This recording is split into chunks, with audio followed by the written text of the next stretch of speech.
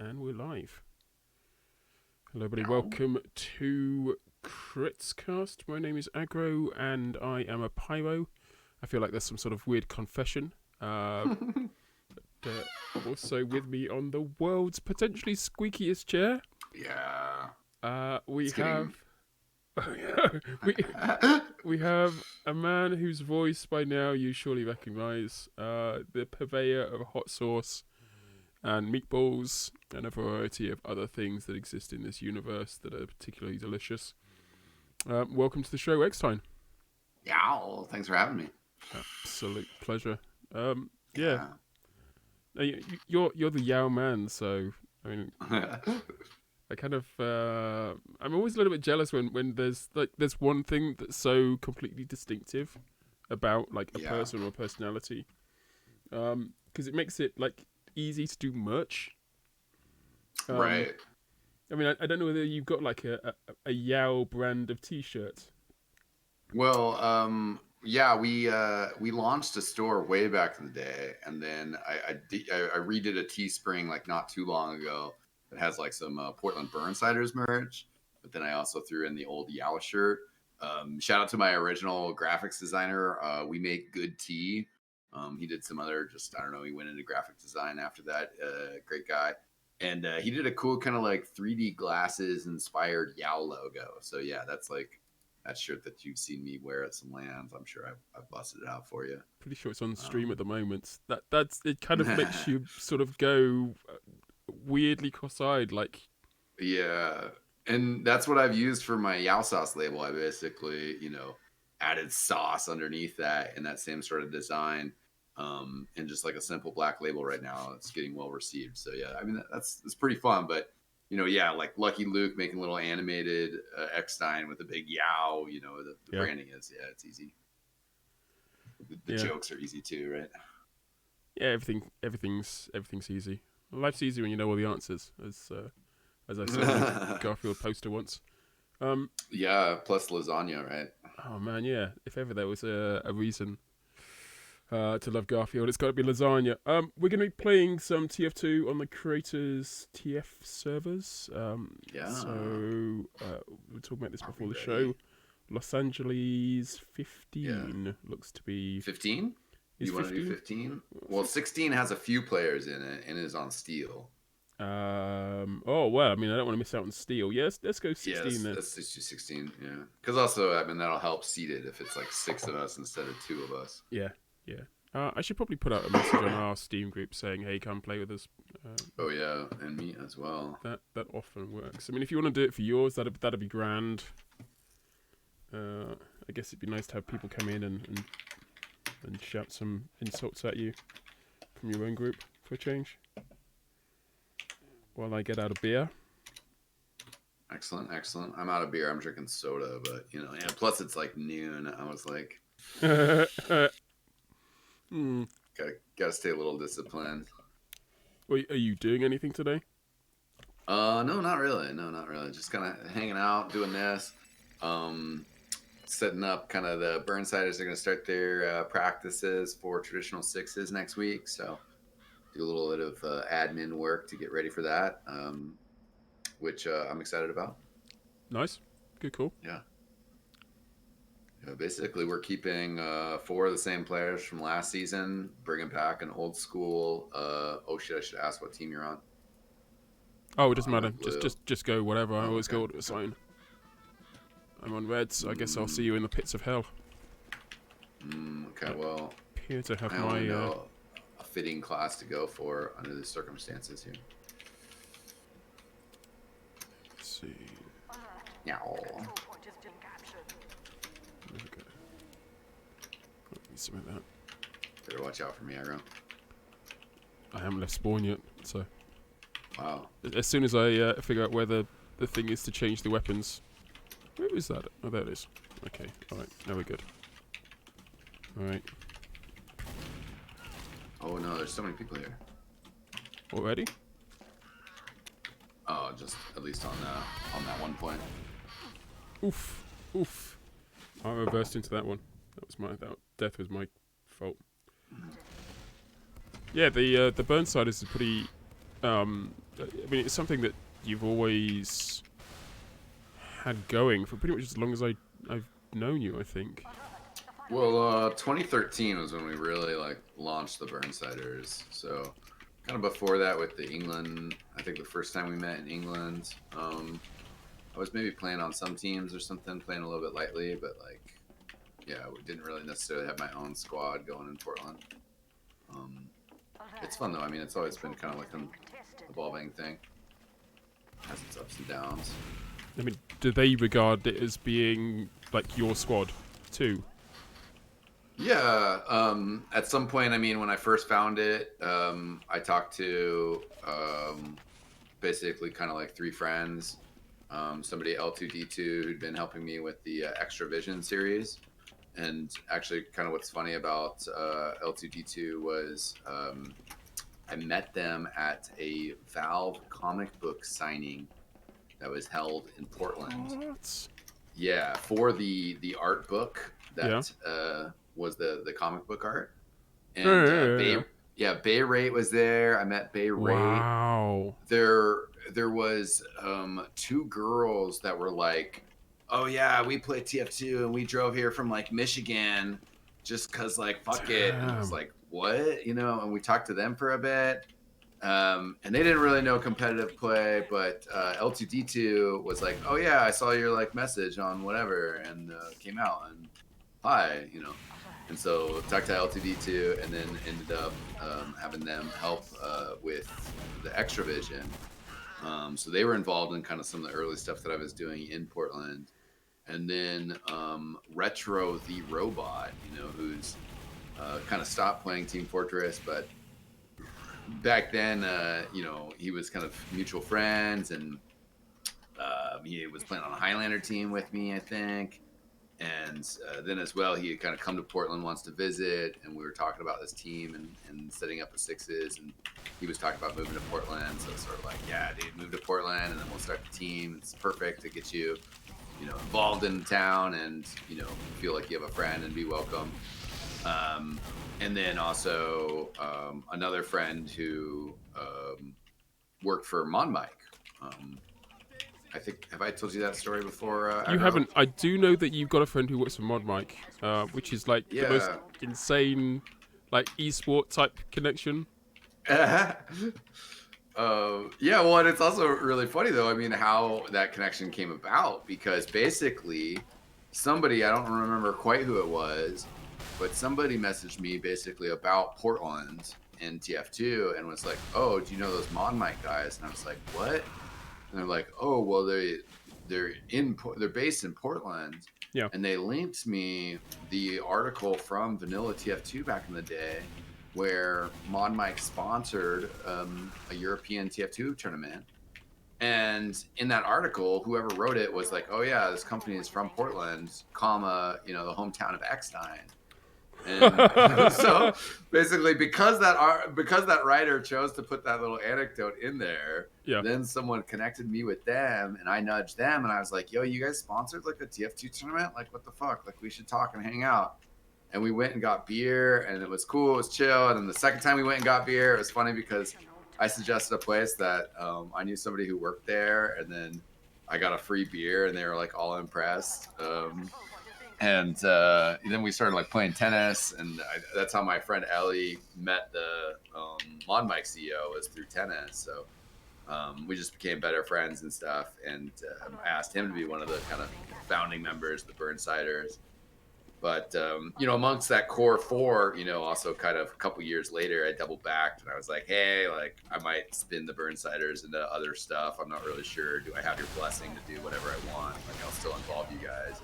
And everybody was like, yeah, you know, so it's certainly my thing, but, you know, yeah, at the end of the day, it's also, you know, it's been cool to see how, you know, people have approached me that, you know, say that they're fans of the Burnsiders, or people that have played in the Burnsider a long time ago and take pride in it.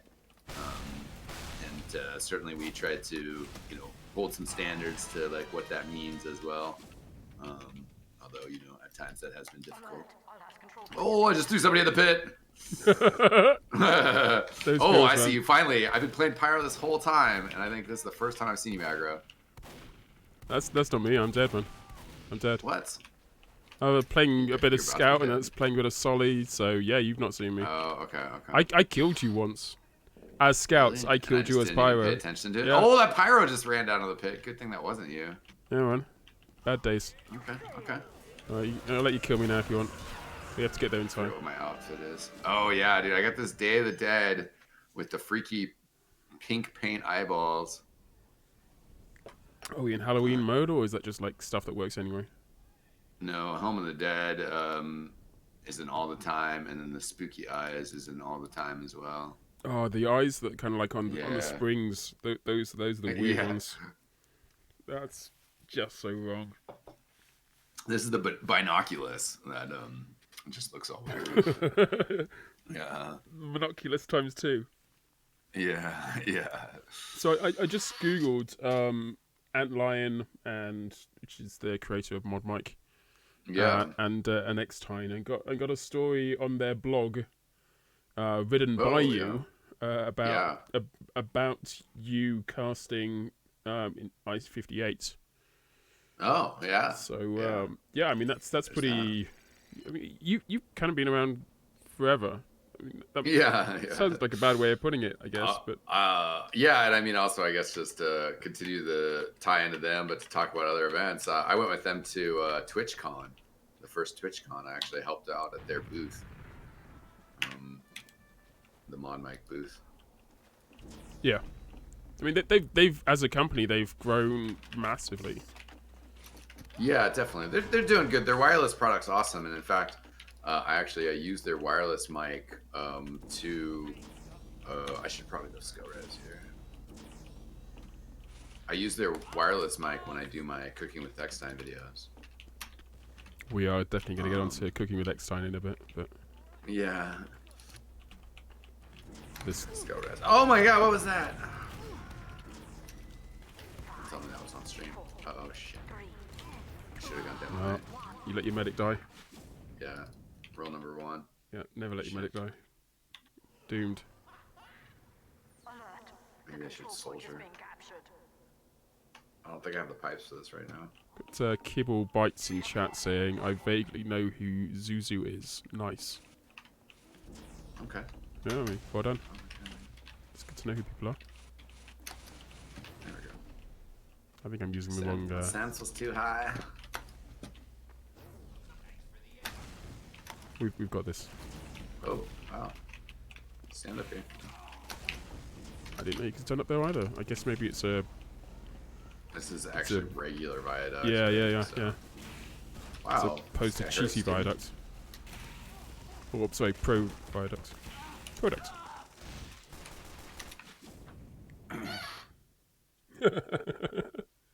Clown car seats. It's brilliant. Yeah, like I said, I'm about to put it out to pasture, like literally later today, hopefully.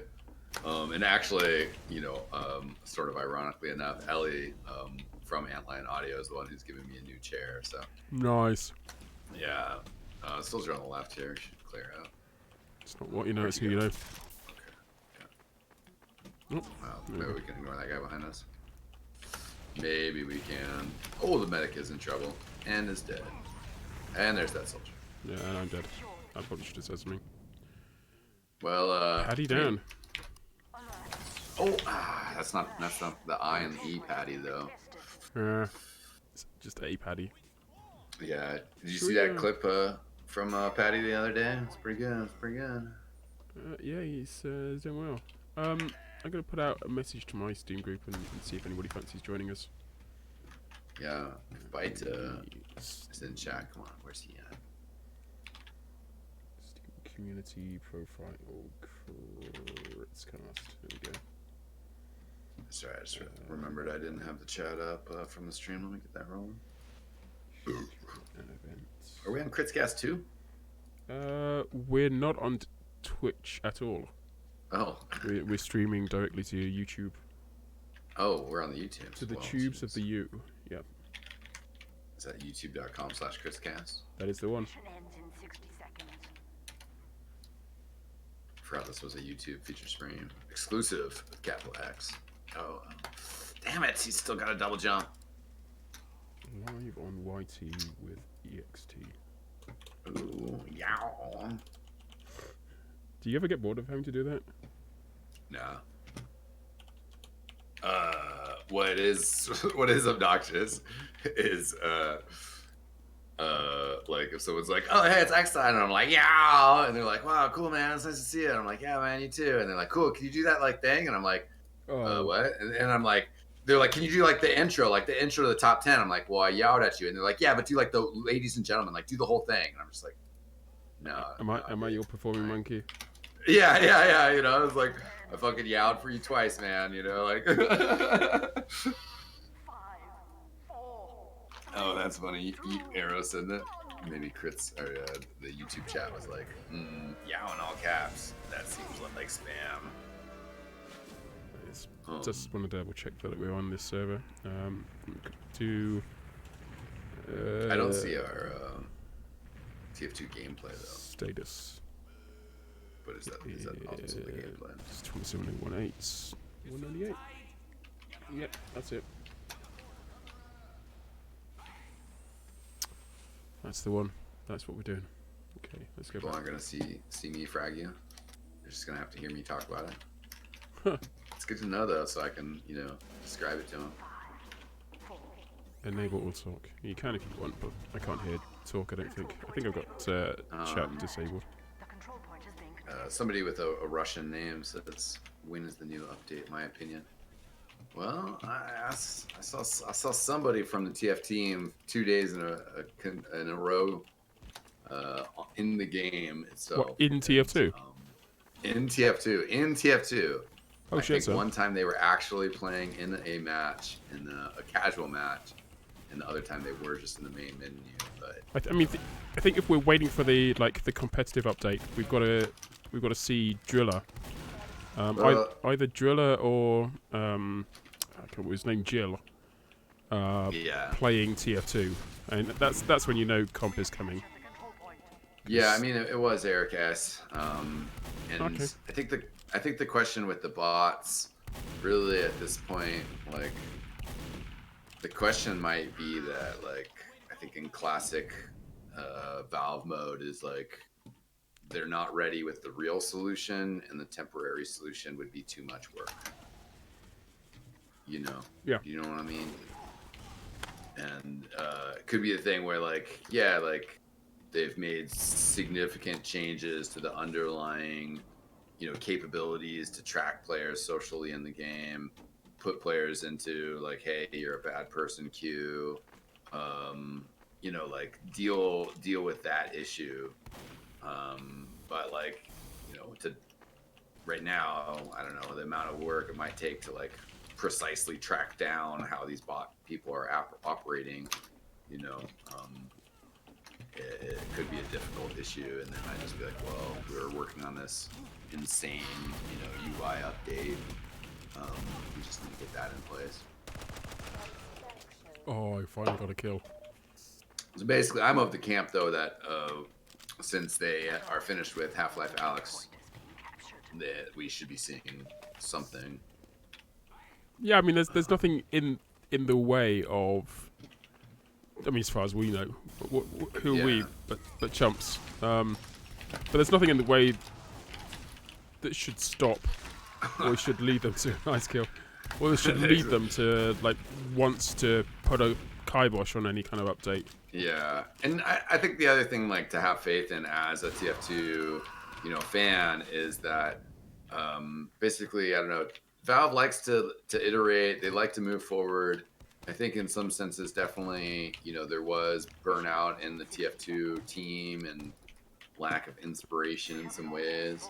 I mean, that's just it's been a long running product, and the way that people are being asked to come in and exchange with it, I mean, that is sort of tough. I mean, but at the same time, obviously it is an important product to them.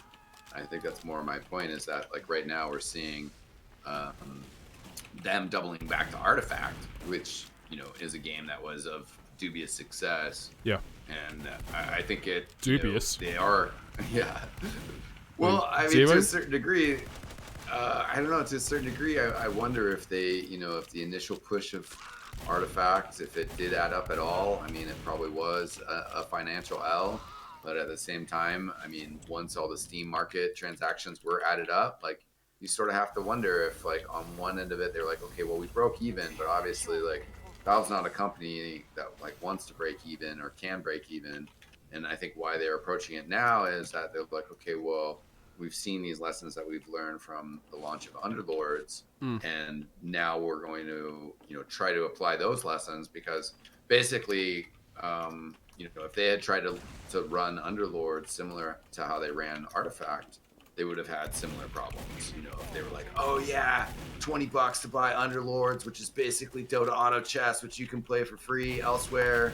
But like, you can spend money on these like rad cosmetics, and then like you own them, and then you can just like sell those things, that you get from the cases. Like, I don't know, just some of those things, like it wasn't going to work for Underlords.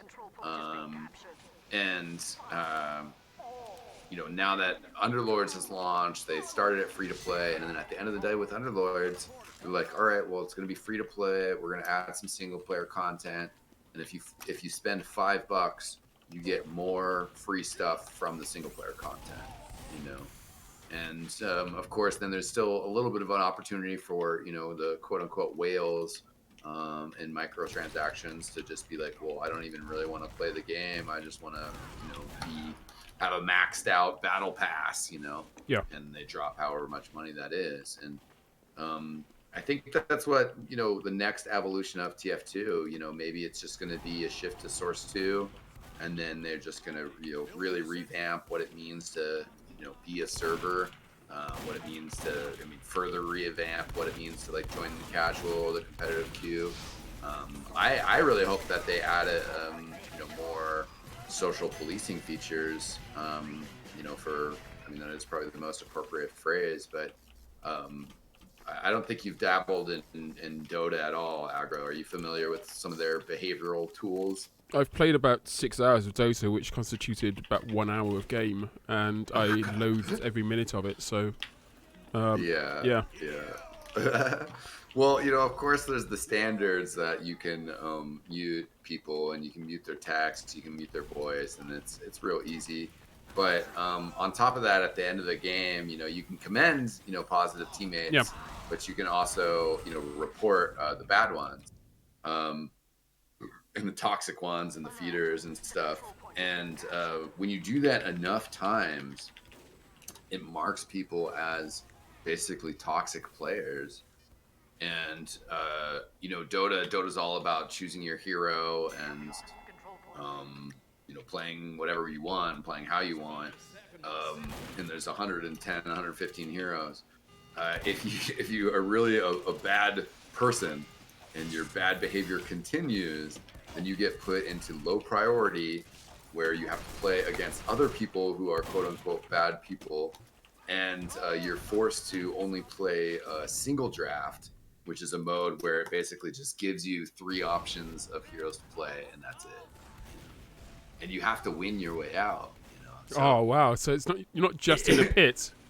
Yeah, since you have to win your way out, you can't just like continue to be an asshole, and like it's also something too that it's like, good players are not immune to it. Like, you can be a good player, and then just like the way to update people and be like, oh yeah, like for me, I'm a well-behaved player, and like, yeah, you're 10K behavior score, And we had a friend who, was a newer player, and he probably got reported a bunch of times because he just didn't really know what he was doing. I don't really think he's toxic, but he got marked as being toxic, and so it's just like his games take longer to find right now, and we just keep joking with him that he's a toxic player, and he gets reported because he's toxic.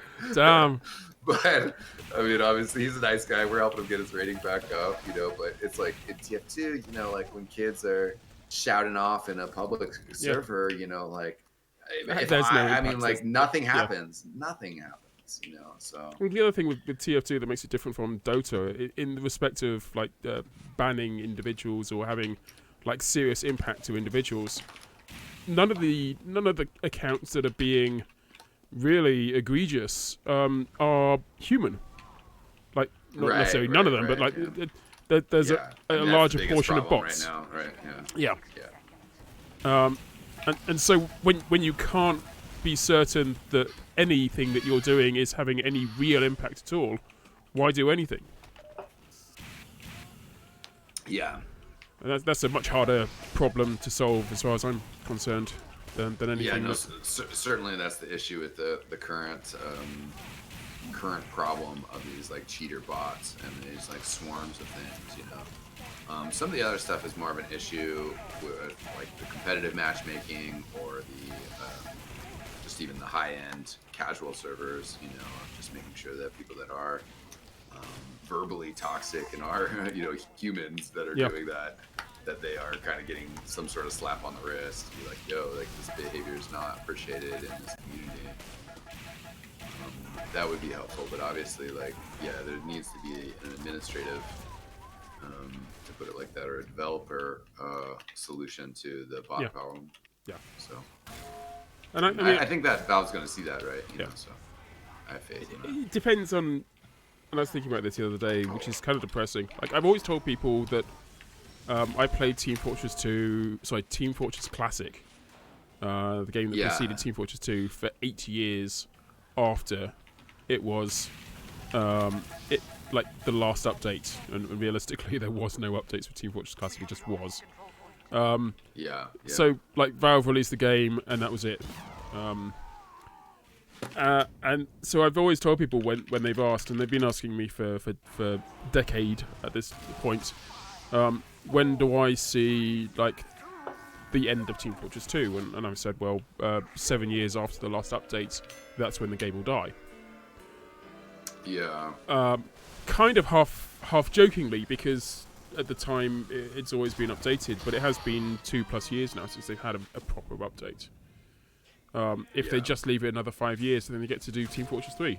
They get to wipe the slate clean and start again from scratch, which is a good thing, because they get to show the game to a new audience from scratch.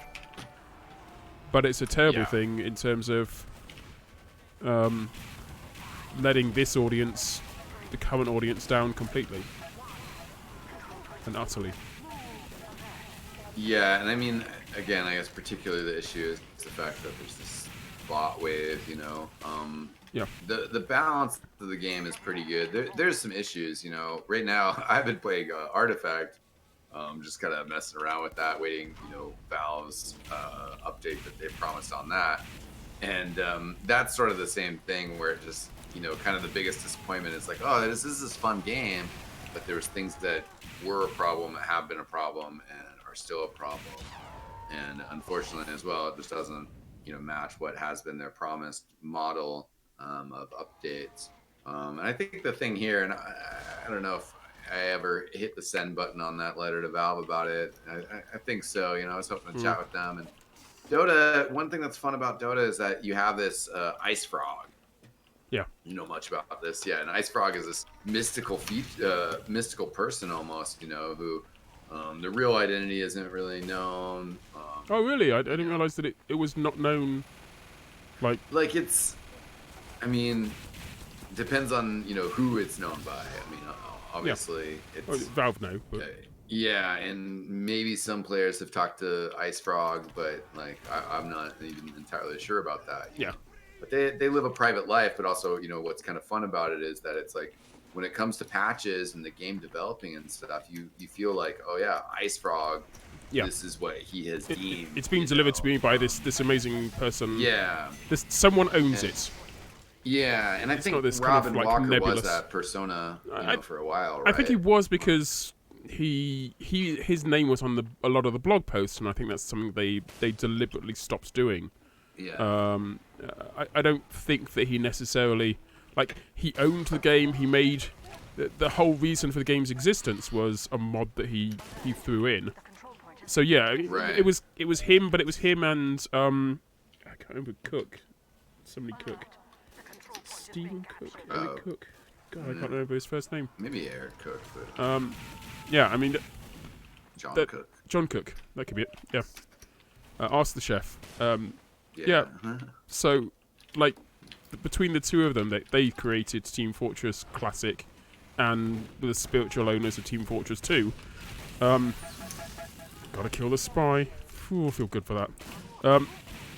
Nope, there's another one, or possibly the same one. You can never tell with spies. Cheeky buggers. Yeah, right. I want to say that reflect was deliberate, but it might not have been. Yeah, so there's definitely a sense that there was some sense of ownership, and as you say, that has died down deliberately, I think, on Valve's part, in that they didn't really want to have one individual owning multiple people's work. But that's a different approach. A different approach has been taken with, as you say, with Dota. And in this current age of player unknowns, battlegrounds, and trying to think of another good example, but where it comes down to an individual. Actually, the Overwatch game. There's a Jeff Kaplan. Yeah. It is a human who is taking responsibility and standing up in the chair and saying we made a mistake. Yeah. StarCraft used to be that way, but I believe that's at least sort of shifted, because I mean, at least the individuals that previously were like, oh yeah, Daniel Kim is the guy that does all the StarCraft balance. Right. It's not him, but there used to be a bit more sense of ownership, right? Yeah, he leads the team, but at least at the end of the day, he's taking responsibility for the dev decisions and presenting a united front about it, or in the case of Ice Frog, just working in mysterious ways. Is that a thing? Ice Frog works. Ice Frog works. Yeah, and I mean that's part of like the joke. Yeah. Well, that's like part of the joke and stuff, and I mean that's part of the situation where it's just like, and I think that TF2 players right now are not conditioned to that, and that is something that like Valve themselves have like talked about. I don't know how much publicly, but I certainly heard that from Robin Walker in a private conversation about how Dota players are, used to change. They, accept change. They anticipate change, and they desire it, I suppose, to a certain degree as well. Yeah, and especially like the pro players, because it adds like a freshness to it. Whereas like other games or other communities, they might be more like, oh, well, you were gonna leave this rigid. Like if it's Call of Duty or something, they'd be like, well, why did you change, the weapons 9 months after release? Because like you guys are just gonna release a new game in 3 months, and now I have to learn the weapons, and I have to learn the weapons again. Like, that's maybe a bit of an example, but with TF2 stuff, I don't know, it doesn't necessarily reach that level of constant updates with small adjustments. There's a lot of things that don't work with certainly with the competitive player base in terms of TF2. I think the community player base welcomes new weapons. They welcome new maps and new opportunities to play the game differently. And there's people who've only ever played like MVM. They're completely oblivious to there being like multiple maps or different ways of playing within the community. But the competitive scene seems to be, certainly from my experience, very much a case of we want to be able to pit ourselves against like the team that competed in 2007. So in order for that to be true, we need to know like that the weapons are the same, and the maps are the same, and the items are the same, and the experiences are the same, and the meta never really changes. And I mean, I think the meta has evolved. I think in the past, and I think it's why I say it's such a long story, is because there's just like give and take of trust from the players in the developers, and trust in the developers in the players' input, I guess. Because the players basically never really trusted the devs. Like the fan came out and the fan was sort of busted. Yeah. And then they said, okay, well, no fan, and they left the Kritzkrieg, but then it was just like, very quickly it turned into this like, no, we just like don't want to do this, Yeah. And I think absolutely. with the fan, the issue was as well, like Valve, did make some adjustments, they did make some changes, and then they saw that nothing, happened from the competitive side, and that it didn't become unbanned. Yeah. And from their perspective, they felt like that happened multiple times, and they felt like then we've like sort of lost trust in this process. I mean, even to the point where if they make a change within Dota, like Yeah. the change is immediately effective, and everyone has to change the way they play from that moment onwards. From the moment it's implemented into the game, it's different for everyone. Right. Whereas, a new reality. Yeah, with TF2, you make a change, people think about it, whether or not they're going to include it. They'll maybe include it next season, but not this. Yeah, well, there's been some long history there, you know, in incidences where the competitive scene didn't handle it in the best fashion of what the developers were trying to do, and then kind of sort of spoiled the meal, I guess you could say, right? I mean, if you're a chef, you could definitely say that, but yeah. Yeah. And I mean, I think really a good example of that is the quick fix and how that was handled in the States. And also, I mean, there was even an example, you know, just to rewind it a little bit more and talk about the competitive community and how they handled it, you know, and kind of the things that like we missed out on, you know, which are sad. And one is just this idea of, you know, items sort of being allowed and then coming out of the blue to make changes in how the game is played, right? You know, and that's like really what you want. Like ideally that something has been added to the game. Some players are like, oh, that's kind of interested. And then they're like, yeah, but I don't see how we're going to use it. And then like some team is just like, this is how you use it. You know? They go ham. They find some really creative way of being massively destructive. And suddenly everyone has to follow suit. Catch up. Right. So this is really my two-part story about, you know, and the second part drags on a little bit about how, you know, competitive community like dealt with that issue and then moved on. And the first one is fitting because we're on Viaduct here. And a soldier who's quite famous by the name of TLR on the, you know, ESEA, basically the matches were 2 matches a week on a map. And on the first match of Viaduct Week, TLR pulled out the battalion's backup and was bouncing around, doing a little bit of damage, and then backing up to the health pack and getting a charge, and then, you know, using that charge post-Uber and doing excellent work with it, and they, like, won the game, you know? And basically, by the second match day of Viaduct, all the soldiers were doing that, you know? And then after that, they were like, well, that was really boring. Like, it just, it's like, basically you have like a second Uber, and I just don't know.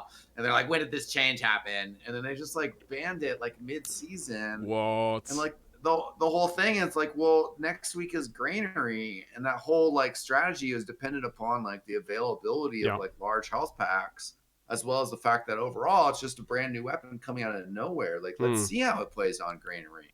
And it was just really disappointing because, again, like basically the overall stance of a competitive league needs to be like, you know, yeah, we need to hold a standard so that the beginning of the season is the end of the season. Well, I mean, Dota, sorry. To a certain extent, those conditions that you're talking about there don't exist anymore. The ESEA is dead, at least dead for Team Fortress 2, and the predominant group in Six's world in North America is RGL now. And RGL has a much more progressive approach towards competitive. They do, and they would still have to deal with the same issue. And you could see how they would be maybe a little bit more likely to deal with it. But at the same time, you know, again, it's a timeline. It's a give and a take. The point I was just finishing up there is that as a season and as a league, you want to see the consistency, and you want to see just say, okay, this is the list, and this is what we're going to use. You know. Yep. And if there's a large change about one thing, then you can say, okay, well, maybe that is like super drastic, and maybe we need to take that off the board for the moment, because now that change has been made, it is so drastic that like team results earlier in the season would be different, you know, like there's absolutely that case to make. But the other case is when a change is either maybe not so drastic or there's just so many changes. And in the case of Dota, there's basically that. It's like, well, there's so many changes that everybody has to adapt and everything is different. So we're just going to move forward. You know? I think that's when Valve did their last like major update. They did that rather than introducing a wide making the They updates did, about new weapons. They just changed the ones but that currently existed. I still feel like that was like 33% of what like a Dota patch Yeah, is. yeah, yeah. And like Like it they was didn't massive, change. but it wasn't enough. Like it Yeah, was but they massive, didn't but it was. change the SCO Yeah, res. They like there's so many weapons that are out there that exist that were untouched, you know, and that patch was like, okay, that's kind of okay, but it was still kind of disappointing. And the other competitive anecdote is there was a patch long back in the day that severely changed the quick fix. And severely changed the quick fix. And in this scenario, ESEA did not like make a ruling and say, okay, well, obviously now that it seems like everybody is going to be using the quick fix at all times, maybe, you know, this is like a meta changing gun, a weapon, you know, like maybe we need to like put that on hold, you know. They didn't make the same decision as they did when they did the battalion's backup, and then the land play was completely different, as well as the fact that the quick fix was not allowed at the Insomnia tournament that happened right after. right. And HRG and Sugar and those guys, you know, had to practice with both medic guns and then had to go to a tournament that just had one medic gun out, immediately afterwards. Yeah, yeah. I mean, to a certain extent, things like the universal whitelist or the international whitelist, or whatever they call it, is But countering that kind of particular criticism. But yeah, I mean, there's going to be no one solution that that works for everything. I can rant about that as well because I sort of have my issues with that. Where well, I mean, go for it. If you're ever going to need a platform, this is it. Well, again, you know, what's sort of frustrating about that, you know, and that group is like, I sort of feel like it's been like kind of corrupted and twisted in some sense where, you know, it's a big issue with sixes and kind of some of the stuff that we've talked about is just this feeling of like banning weapons to, you know, decide a gameplay format and to also kind of, you know, like it is important for the players to have a voice, but it's also important for the players to play Team Fortress, you know. Yeah. Like, you know, we have to play the game that is made, and if the game changes, you know, we're going to have to change with it, you know, which is why it's also best to play, you know, if we play our competitive game based off of everything that's in the game, then Valve themselves are going to be more motivated to make changes to the game itself, you know, because I mean, that's if they feel like the balance is in a pretty good spot and we're like, well, we're going to ban this weapon, we're going to ban this weapon, we're going to ban this weapon so that we can play Team Fortress how we like it, then like they're just going to be like, yeah, just play Team Fortress how you like it and we'll work on other projects. You know? You know, so the thing with the global whitelist is it's like, again, it's sort of gone from this thing that at the start, as it was discussed in the start, was like, let's make sure that we're banning the broken weapons. We're all on the same page. Nobody's screwing anyone else over.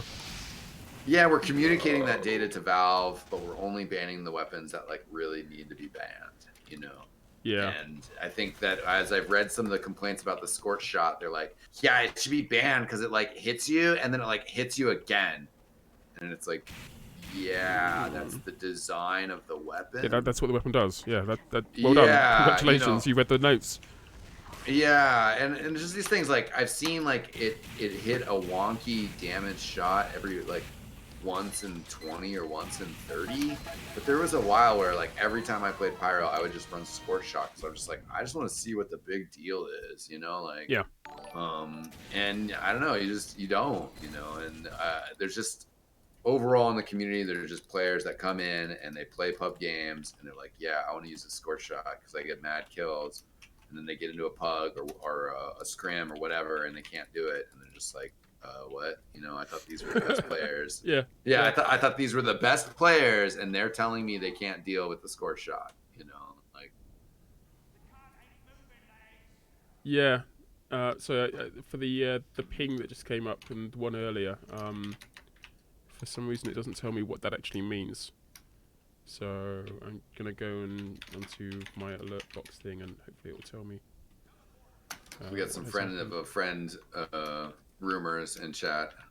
I was joking about if they're unreliable who their source was, but I mean, TF2 is definitely.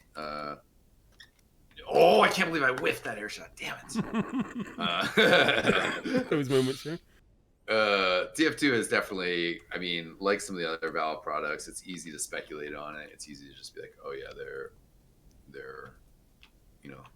they're working on it, and I do think that's true. We're gonna see, I mean, my whole point about Artifact is like TF2 is just such a huge phenomenon, and it still is. I just don't see how they can abandon it, Yeah. Oof. I mean, I if they're going to abandon it, I think they're going the right way about abandoning it. Yeah, certainly because you made a good point from their perspective earlier. Of just kind of silently walking away from it. Yeah. But I feel a lot of kinship in a certain regards to that sort of approach in as much as like the TF2 Critscast, the TF2 podcast hasn't ended. Maybe at that stage it's just kind of like it's in a different world at the moment. It's gone to it. It's changed its concept. It's no longer what it was and is now this. But this was only possible because we kind of went silent for a little while. Because we didn't make a big thing about it. Yeah. I think we're at that point where we're like in our mid-20s and, we've like graduated college. We're like cashing checks, we're living a responsible life. And then all of a sudden you're like, wait, my parents haven't called me in like 6 months, and you realize like, yeah, they probably love you, but, they're off doing other stuff. We're living our life. Just air blasted a sniper's jar pierce back into him. Nice. Good feels. Probably best feels. I think now that this server's a little bit more crowded, now might be the time for the skill res. That soda's really getting to you, bud. Yeah. Yeah, apologies for not being able to figure out what the bling noise is. It's just not showing up on my screen as what it is. I can't figure out how to make it. Every now and again, I think the server, if someone makes a donation in YouTube, then it comes up. But other than that, I get like a bling noise, like a bling kind of thing, as if to say, "Hey, you've done a thing, congratulations." Yeah. But it doesn't actually say what that thing is. Oh, that's anywhere, I know I've done a thing, I just don't know what. People are being nice to me, and I can't thank them. Do you have a VR setup, Aggro? Do I have a what? A VR setup? I do not have a VR setup. Alex has been lost to me. Sorry, haha, because I popped someone off the edge of the cliff. Oh, okay, nice. Yeah, I haven't done Alex at all. Are you hooked up to the VRs? No, I am not. I would love to be though, because I've done it a little bit before, and I think it's a good time for sure, and pretty amazing stuff. So everything I've seen about Alex, which is not a lot because I'd rather just experience it for myself. So, but everything I've seen is like pretty amazing. Last time I was at Valve, I think we were waiting for the TF2 team to be available. And so they kind of strapped the goggles on me and walked me through at the time, which probably says as much about how long ago as anything else. At the time, the latest kind of like version of their kind of like, this is what VR is, here's how you fire a bow kind of thing. And they put me on one of the work simulator games. Oh and yeah. And it told me to turn the PC off, and I couldn't find the on-off switch on the where my on-off switch is on my PC. So I just tried to pull the power cable from the back. So I was down on my hands and knees, kind of reaching around to where they had clearly like never hoped that anyone would ever go to, because there was nothing behind the PC. There was no power cable; it wasn't plugged in.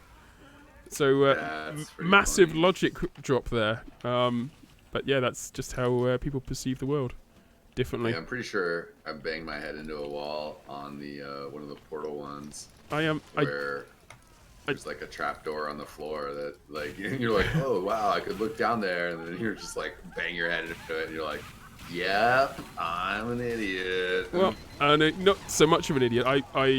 on having been down on the floor trying to turn a PC off that was a virtual PC and didn't have a power cable, I then tried to use the virtual table, to help me stand up again. Oh yeah. just keeled straight over. Yeah. That's pretty funny. So yeah, that's the moment where you think, this is wrong. My life is a failure.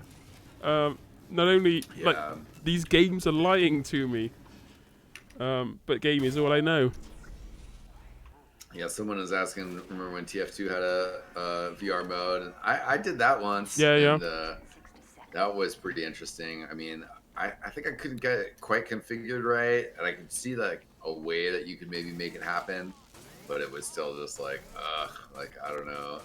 One of our audience bought the goggles and the SDK pack, the first pack, to Insomnia, and so we got an invite at some stage, come down, and they'd set it up on their PC, and they were letting us try TF2 with the goggles, and I know by the time I took the goggles off and stood up, there was a queue kind of around the block of people like assuming that they were letting other people try TF2 in goggle mode. It was slightly nauseating doing the whole kind of rocket jump. Yeah, felt rocket jumps are odd. crazy. Yeah, I mean, it was a great exercise, but definitely not something that would benefit anyone on a long-term basis. Yeah, for sure. Like, it wasn't for that comp. guy is bombing. Yes, I don't know what he's bombing though. There's nothing there to bomb.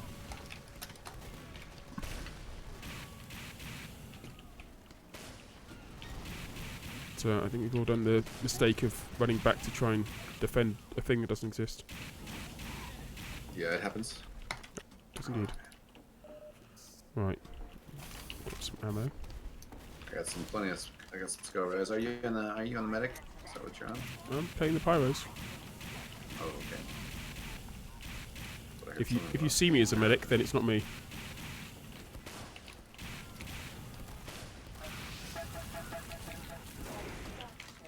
Oh, such good feels. You can always tell when the game is better than the interview because the conversation stops. Right. I mean, this is intense, you know. I got my skill res stickies out there. I'm trying to keep them off the cart. I need to reload. I need to pipes out. My med just popped on me, which is great, but like not at a great time, just at a time. I mean, it's not terrible. I wonder if that scout's gone away. Skill res. I mean, it was a great time for them because they got to stay alive. So. Oh, he hits the pipe! Oh, was that you that got the air shot? Yeah, that was. Nice. Well played. And I fucking juggled him up with the skill res too. Yeah, this scout's being irritating. As they always are. Hashtag irritating scout. One of my demo players called them ants. Ants are all over me. Yeah, that seems about right. Oh, I just hit the pipe.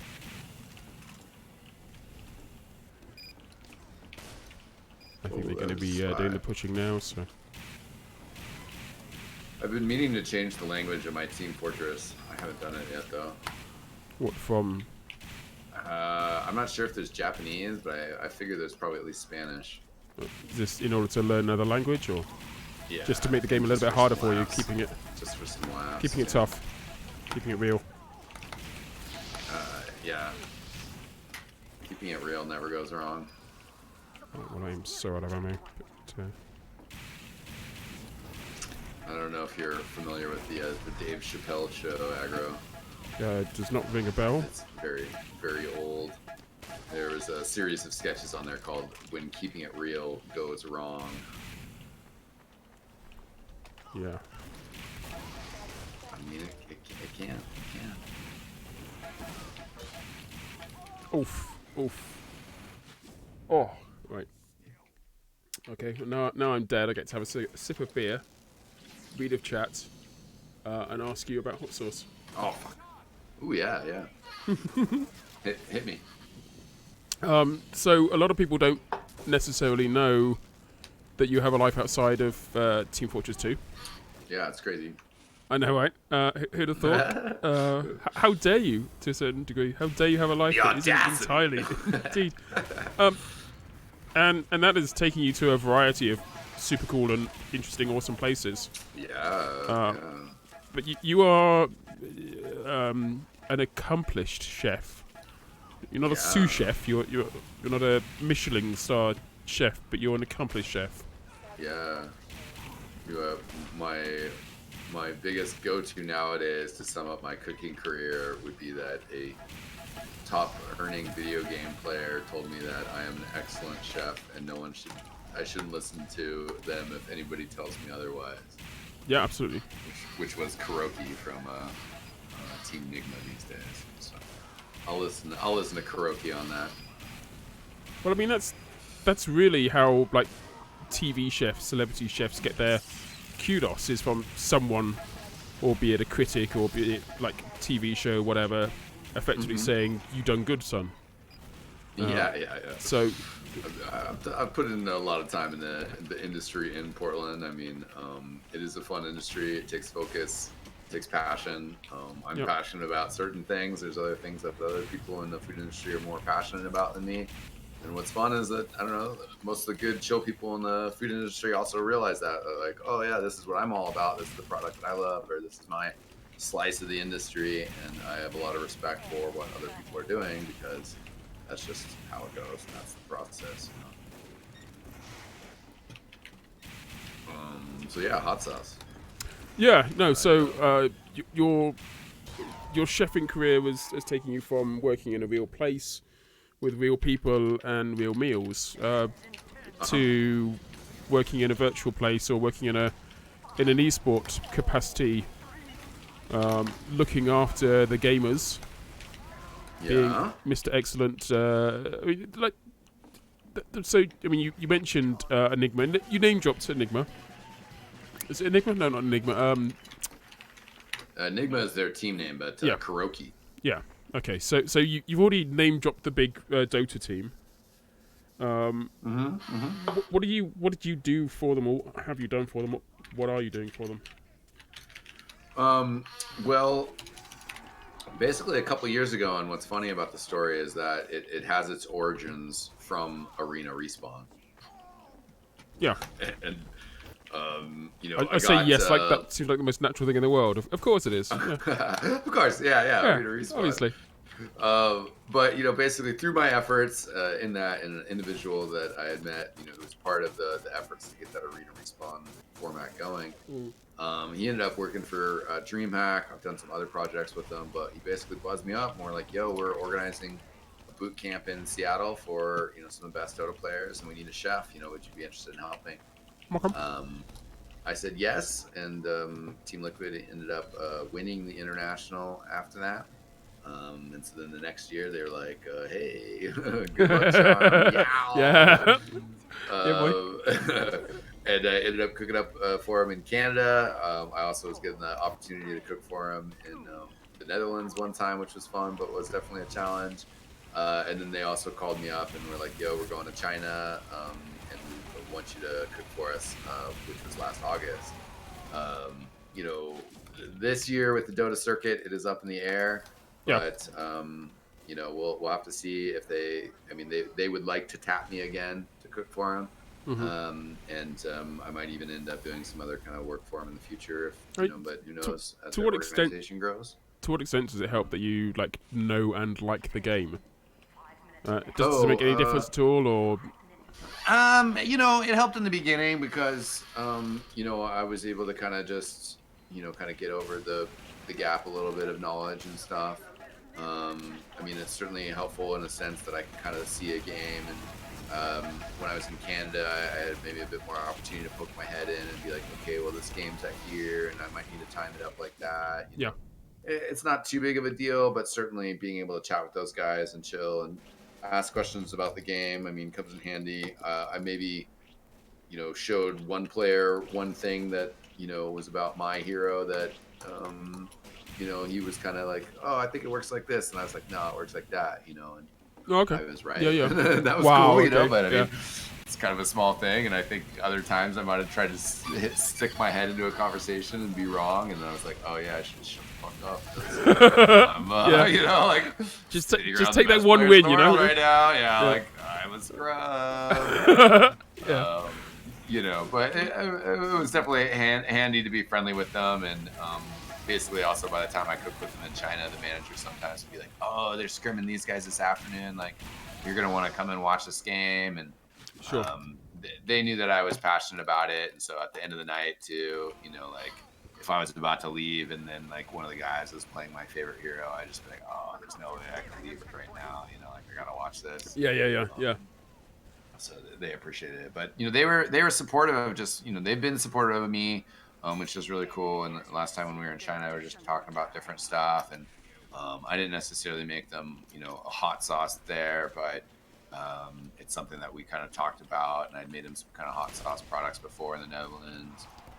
So definitely, like, they were a major factor in me kind of like choosing to kind of go down this road, which is really exciting.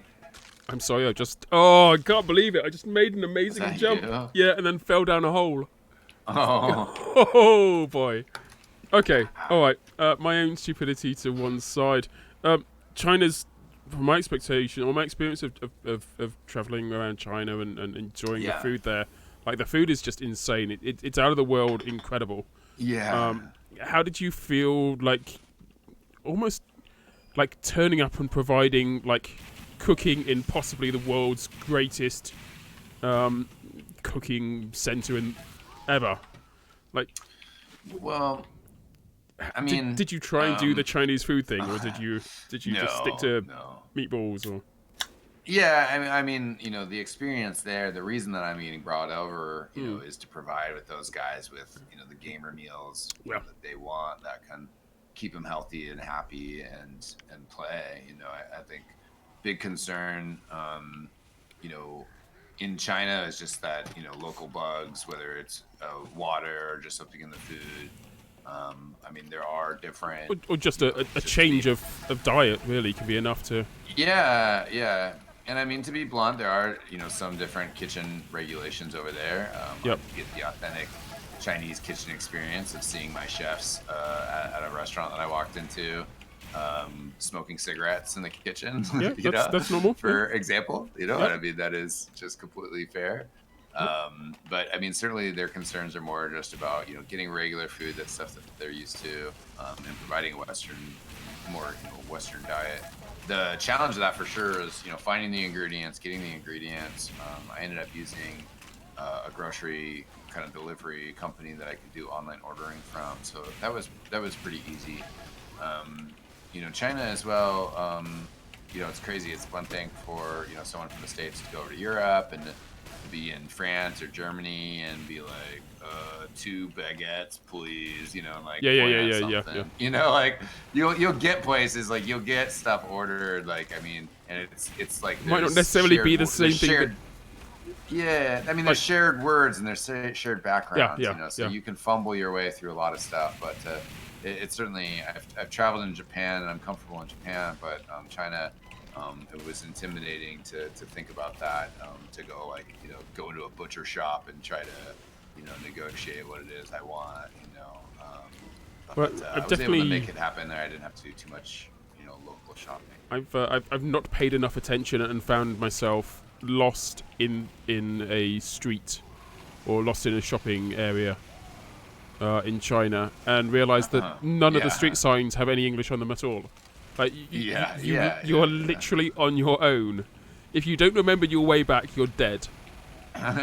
So, which is like the extreme version of like orienteering. It's unfathomable unless you've been there yourself that you could be in such an alien situation and still be on Earth. Yeah, and it's good to you know, respect that and experience that. I saw something that was kind of a baity question there. It's just like, why should I think that all cultures are great? And it's just like, well, no, like, you shouldn't assume, you know, I mean, obviously there's some cultures that could be like, yeah, we do really crazy things and we, you know, we're suicide killers or whatever, serial killers or whatever. But like just to be open to the opportunity to experience that, see like, okay, well, there's people that live their lives like this. They enjoy their lives. They're living happy lives. It's just what the world is to them. It's important to really be open to those experiences. And I even actually heard that again, hearing that to phrase that into a TF2 thing. That's kind of sort of funny. Of just like, I've heard this from people that have matured in the TF2 community, and they used to get into passionate arguments about, Highlander versus sixes and stuff. And then they're just like, oh yeah. And then I eventually realized that there's just other ways that people view the world, and that's okay. Yeah. You're like, yeah. You're allowed to be different. Some people like sixes, some people like Highlander. Exactly. Okay, right. I've delayed this long enough. Hot sauce is, as a chef, you're kind of like, part of your prerogative is to be as creative as possible to make things that aren't necessarily in existence any other way. Yeah. Why are you making a hot sauce? Well, why go there? Why not go pickles? Hot salsas have always been a passion of mine. And I think in some senses, I will admit that like there's probably other hot sauce heads that are way more chili oriented than me, but just throughout my life, just different salsas. Sure. The whole concept of finishing tacos. Particularly Mexican food. But I mean, even if you just want to say like putting soy sauce on white rice, that's just, as a kid, this sort of deal like, oh, like I'm taking one thing, I'm pouring this other flavor on it, and it's just like, oh wow. And definitely then a lot of obsession with kind of chili peppers and understanding it. I feel like I have one funny anecdote from a TF2 LAN, and I was talking to someone at a LAN in Pennsylvania, and we were talking about food stuff, and we're doing the LAN party hotel room sort of thing, and I'm talking about chili peppers, and then all of a sudden I just like look up and realize like everybody in the room is like listening to me like, talking about food. I was like, I was like, oh shit, like like I didn't realize I was giving a lecture. It was pretty funny, but I've always been pretty passionate about that stuff. Getting into some of maybe the more practical aspects of it. I mean, pickles are sort of similar. I mean, just I guess that concept of a prepared product, versus a restaurant, because I'm not sure how many conversations you and I might have had about it, but I was working to launch an eSports bar for 18 months. I mean that's another whole like hours worth of entertainment right in there. Yeah, and that's definitely. I had the opportunity to travel Europe in 2019. I went to Copenhagen LAN. I went to Insomnia later on. But when I went to Copenhagen LAN and I saw you in England afterwards, we actually went to Meltdown, but that added to my list of I went to about 5 or 6 esports bars while I was over there. Just kind of checking out these different ones. Not so much checking out the competition, but figuring out like what's possible, what's available, what can be done. Yeah. I mean, it's something I'm curious about. I'd already basically sort of wrapped up, my business plan for launching an esports bar, but still curious about it. There is one in Portland that I've been supportive of, but also just about the restaurant industry. Curious if that would be a route for me to strike forward on my own, because as I have conversations about it, sometimes like have conversations about that project falling apart and then realize like, wow, I was really passionate about that. Like maybe there was something to that. I was really upset about that not coming to completion. But that's a very complicated thing, and I think just the restaurant industry overall, like while like a food truck might be really tempting to me, I think that there's just a lot of opportunity in doing a product, and that also fits in a lot better with the lifestyle that I'm hoping to get out of it. If I launch a restaurant, then I'm going to be at the restaurant all the time, and that's cool. That is what it is. And in terms of an esports bar, then I'm like, I'll do my esports thing from my esports bar. Like that works out. That's cool. Yep. But other types of restaurants and stuff, that's not really what the experience would be. But if I want to continue to travel around the world to TF2 events and to esports events and help out with festivals and stuff, If I have a hot sauce, then bottles can be shipped, while I'm gone. So Yeah, to a certain extent, it kind of looks after itself after initial launch. yeah, I mean, basically, once I am going to launch, which in terms of timeline, I mean, things might change a little bit with the current situation. But basically looking to launch, in the middle of the year, and should be on, Amazon, and people able to just kind of order it. We'll see about international shipping and stuff. I imagine that international shipping is maybe not quite going to be a huge option to start, but I would like to, figure out European production, basically, to be able to sell the product in Europe. There's definitely as well. I mean, there's a lot of flavor possibilities, and as well, the hot sauce market is extremely crowded, but the angles that I have, going that are making a nice jump back across the pit. I just saw that on the stream. Oh, okay. But the angles that I have, going are that mine is a fermented product. So it's kind of a little bit different than a large majority of the hot sauces that are out there. Yeah. Everybody's welcome to, do what I'm talking about, one way or the other. A lot of ways that people make a quick hot sauce is you just sort of get a lot of peppers, you get a lot of vinegar, you get some tomatoes, you add some sugar, you just kind of boil it all together, and blend it up. There you go. A fermented hot sauce is basically like I'm putting it in a salt brine, and the salt and the bacteria are working together to keep bad bacteria in check, and then convert the sugars that are in the vegetables into acid, and basically pickle the peppers through that, and then I puree it and strain it. All this talk of acid and bacteria just you make me hungry, man. Yeah. So it's a more involved process than just sticking a few ingredients together and hoping for the best. I'm aging them for a week to 3 weeks at a time. And it brings out some different flavors in the fruit that wouldn't be there otherwise, as well as it's kind of just like a different balance to the jalapeno. Then the main flavors that I have going are extremely tropical, jalapeno, and blue banero. Whoa, yow. Yeah. Yow. Jalapeno. Jalapeno. I mean, talking about trading off the yow, that's pretty much it. Yeah. And blue banero is BLU banero. Oh. Yeah, and there are only so many people who are going to get that. Yeah. So those that do will totally appreciate it. And we'll see. I want to get it in the Valve kitchens. That's a goal for sure. I mean, surely that's going to be easy to do. You just need to make an excuse to visit them and leave it in the kitchen. That's. Oh no! No, they're gonna pay. Oh, they're gonna pay. Well, that sounds dubious. So yeah, it's a lot of fun. Basically, I think the other angle as well is marketing it as a gaming hot sauce. Gets that heartbeat pumping. Mm-hmm. It's gonna make you frag hard, Gotcha.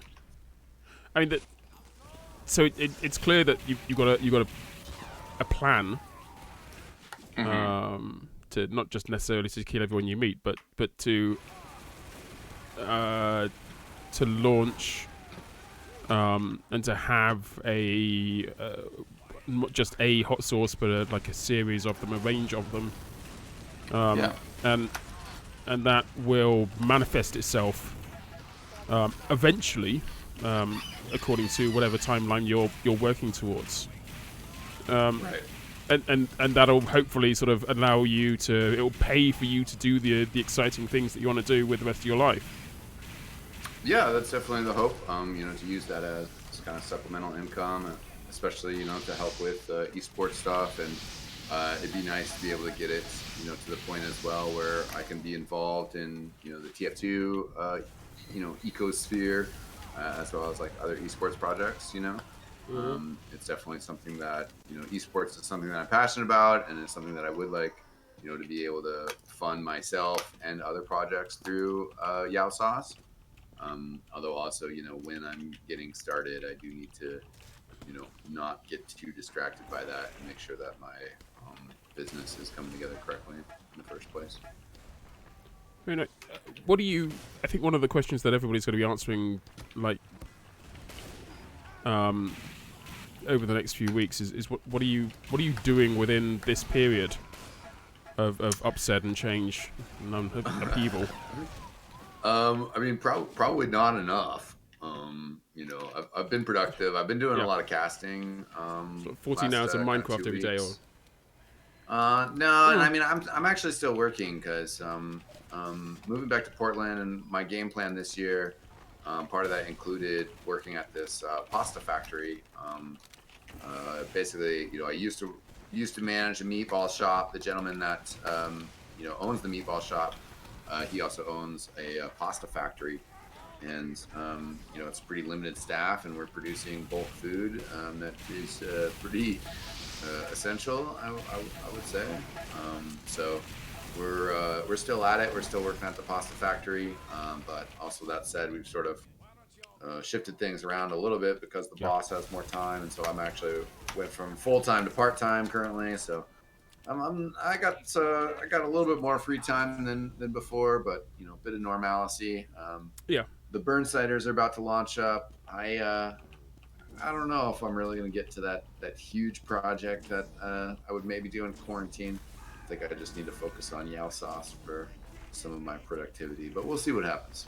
I mean, to a certain extent, almost everything you're doing at the moment doesn't necessarily mean that you need to leave the house, with the exception of your work. Your 9 to 5 kind of thing. I need to get a better produce set up, but at the same time, that's something that I need to kind of get lined up eventually for Yao Sauce. So, getting that lined up in the short term will help me with some of the experimentations, or just kind of refining my process, because some of that stuff for the Yao Sauce has sort of been put on hold, where there was a point in time where I was always having, recipes and batches going and taking bottles around and dropping them off to friends, but sort of pumped the brakes on that a little bit. But I was even just thinking about that for maybe tomorrow. It's like, well, I still have a pretty good amount of bottles that are around, and I've been hollering at some Burnsiders. You got a bunch of shy nerds. They're not always quick to take you up on the social, the socializing anyways. They are social distancing experts. But I've been like, a couple of the Burnsiders, I've been like, yo, I got bottles of hot sauce for you. And they're like, yeah, sometime, man. I'm like, well, just let me know, dude. I'll literally drive over and drop off bottles of hot sauce. And they're like, yeah. But I literally might have to do that tomorrow. Is drive around and drop off some bottles of hot sauce for some good friends. So let's see. Oh, I just got murdered. Just got murdered on the cart. I'm just jumping around like an idiot. Skadoosh just murdered some people, though. It's a whole bunch of flog pyro death that nobody really wanted. Quite effective. Ooh, am I actually gonna be on offense now? Okay, yeah. Might have to run the classic here. For some laughs. Trying to support team by going medic. See what we can do. Put together a bit of defensive role here. I sort of wanted to practice my medic, but it never really felt right. We have two people here. I've changed out my medic style, so now it's my medic style. I'm no longer doing the push to heal. It's push to unheal, which I'm finding very confusing at all the wrong moments. So it's just something I guess I've got to live with. But, it's important to play every class.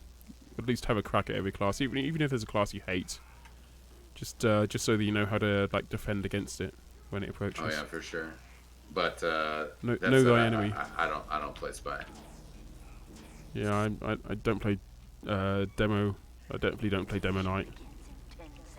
Demo night can be a lot of fun. Oh, I mean, it can be, but so can peeing on your hands. Actually, no, I don't know why I said that. Yeah.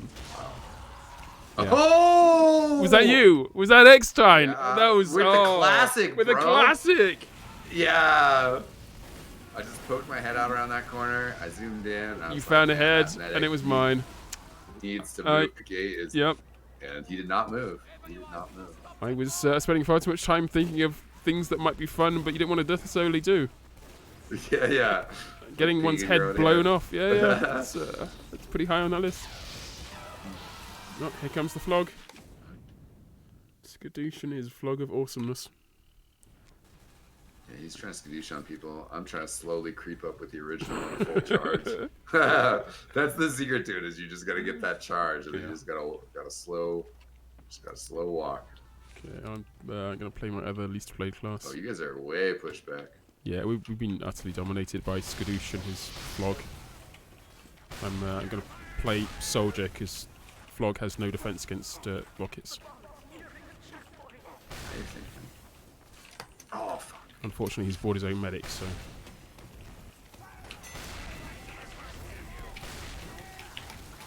Oh.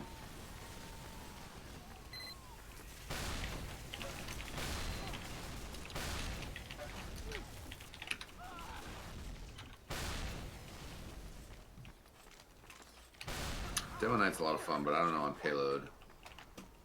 It's kind of close quarters.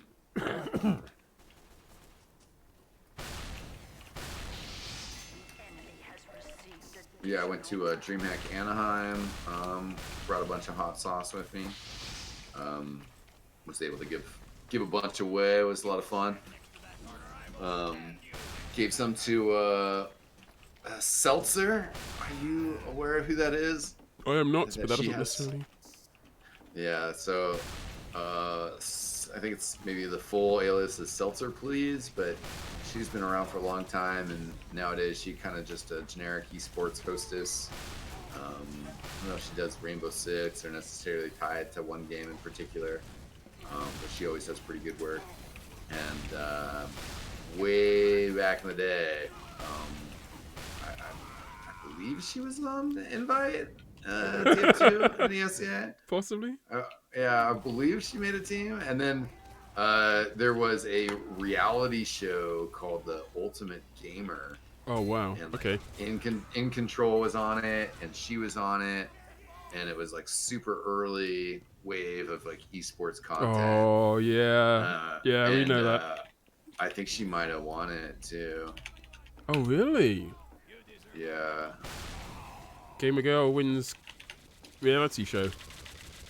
Shocker. Yeah, and she had TF2, background, and yeah, it was kind of silly. Like, you're just playing different games, and this was 2010.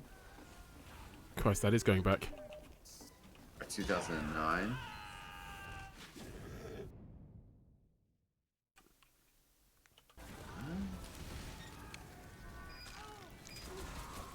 Oh, she was on season 2 of it. Accomplishments, multiple first place finishes, Team Fortress 2. Let's go. Is that on her CV? Yeah. Yeah. At least it was at the time for the Ultimate Gamer. Okay, she got 6th place. That's respectable.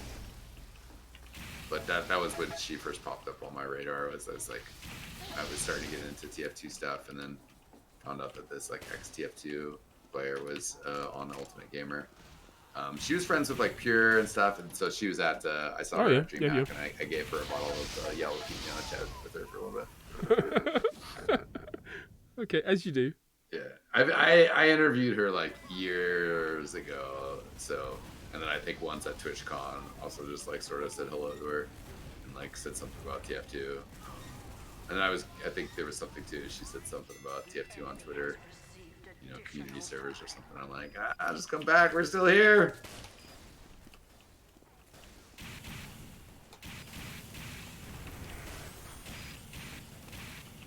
I'm focusing 100% on trying to kill or making sure this Frog Pyro doesn't destroy the reputation of pyros everywhere.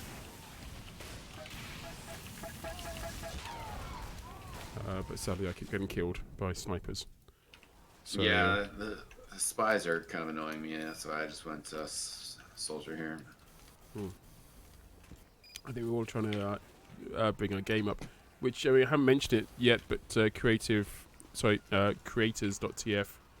the servers we're playing on, it's the closest thing that I think a lot of people are going to get to the old school community servers, where people who actually are pretty good and not necessarily like Div 1 or Prem or whatever, but people who have played a lot of TF2 in their lives and want to get better and want to just hang out and play some games will come to the servers. So you end up getting some really ferocious battles of people who actually want to play well and want to be seen to be playing well. Well, I think it's more about staying in the same server, right? Because I still sort of feel that like the quality of games in casual servers has actually risen, you know, from like what it used to be from community days. Up close and personal, being dominated by a sniper. There is a little bit of a matchmaking, you know, that happens. But, you know, it always does end up after the first map, so there's not necessarily always that same, you know, extended battles you get against the same people. They're only 2 up. Oh, they just spawned. Yeah, it's about coming back the next night and finding that the people that the same people you dominated the previous night are back and they want revenge, or... Yeah, I suppose like styles of play, you know, right? Yeah. It's fun. Well, I'm living my shortest lives right now. It's not a great feeling. I think maybe I should go back to being medic. World needs more medics. World needs all the medics.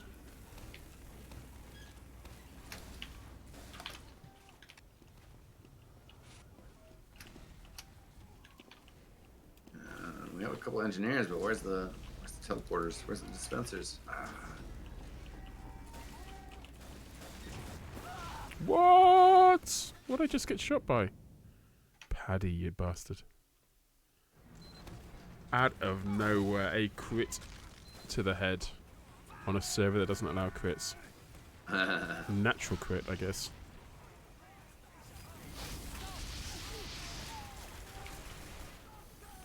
Right. I didn't warn you about this, and that's on me. But I need you to name a player of the week. Oh, okay. Well, I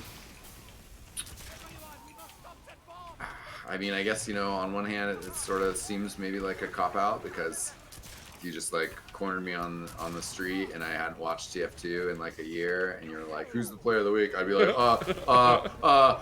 Benny! Actually, probably is, you know? It is, and that's because they just crushed the grand finals, you know, and I think that there's other players that I like, you know, other players that I could shout out, like particularly probably like Patty, but also that's sort of like an injustice to be like, oh yeah, Patty did a great job in the grand finals for Furotech where they won, when it's just like, well, like also like watching that game, like, you know, casting that game, you know, Banny stumbled a little bit in the, you know, like very first round, and you're just like, oh, is Ford gonna be able to do this? And then it's just like Banny comes out like 4Ks people and just viciously is just dominating the game, and everything about just how he leads his team, and to incorporate, you know, somebody like Patty late in the season and have him come in and just, you know, everything be perfect with that, and I don't know, leading the season, you still just have to respect it. You have to give your hats off to it. Of course, you know, one of the downsides of the current situations of the world is that you know, we haven't had opportunities to challenge things internationally, and I think that, you know, there are some European games going on right now, and European TF2 is very, very hype. I watched some clips from like the last top 10, and I just know that there's some mad hype plays, but personally, you know, I've been watching NA stuff, and I gotta give a shout out to Danny. And I'm wondering whether or not, like, you've misinterpreted my directive for a player of the week. as like who's the top player versus who's bringing it. Like the whole idea of player of the week is someone that you think is has done well for Team Fortress 2 or for you, or either in the last week or the last year, or just your best mate. I also casted with Banny like the day before. Really, I didn't know Banny casts. Yeah, it was awesome. I mean, I'll elaborate a little bit more because my choice still stands. Wow. Okay. I mean, I think Banny is putting in work. I mean, Burnsiders, we were doing player of the week, but like we're not practicing right now, so I don't really have any other frame of reference. But casting with Banny, the lower bracket final was a lot of fun actually.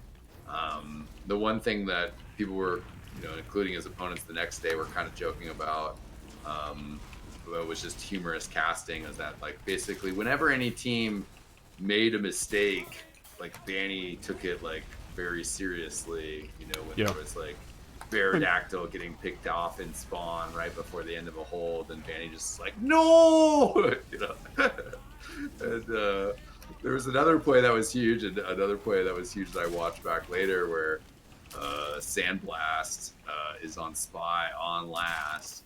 There's 2 minutes left on the map. They just had like a push out fail, and then Sandblast, misses the Spy on the engineer, saps the gun, and then manages to pistol down the engineer and a soldier, and then stand on the point to get the capture.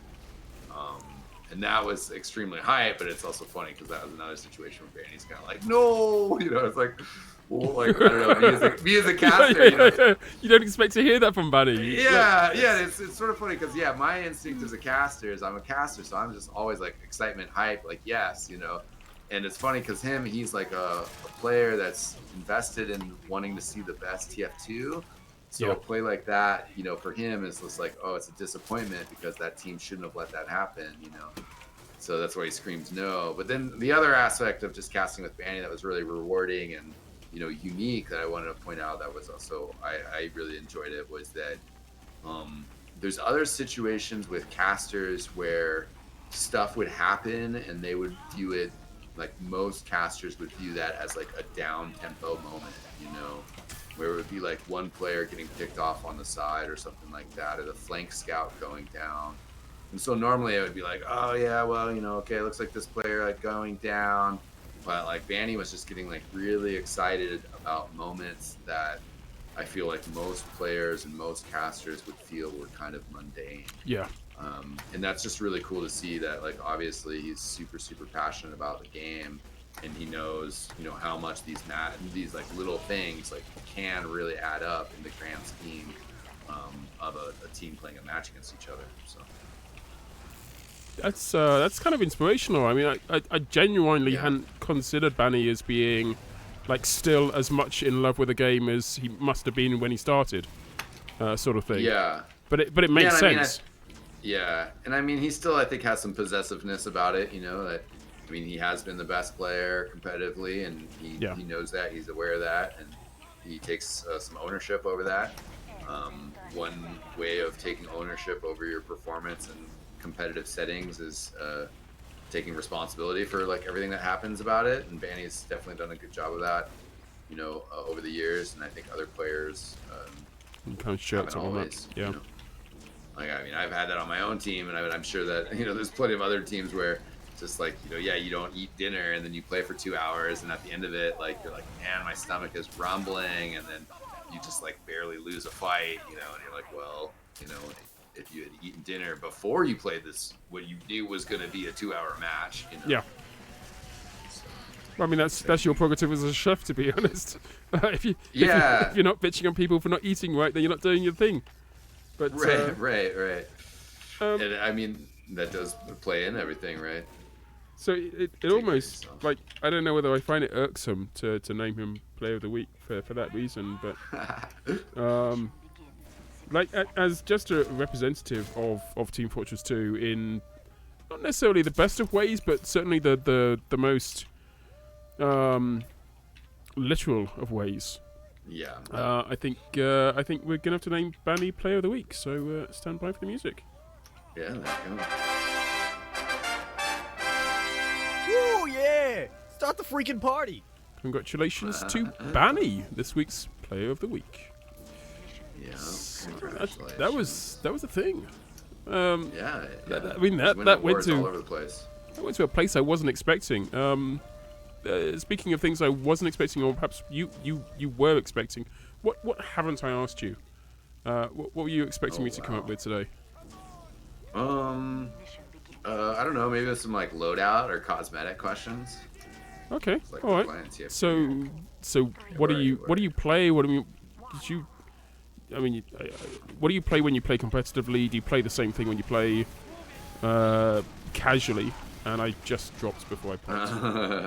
Yeah, that was rough. Competitively, I play soldier and medic are probably my two main classes. Yep. If I'm playing Highlander, I'll definitely mess around with some engineer, and I'll play whatever's like really needed. But Pyro's kind of fun. But in terms of like specialize or prefer to play, probably soldier, medic, engineer,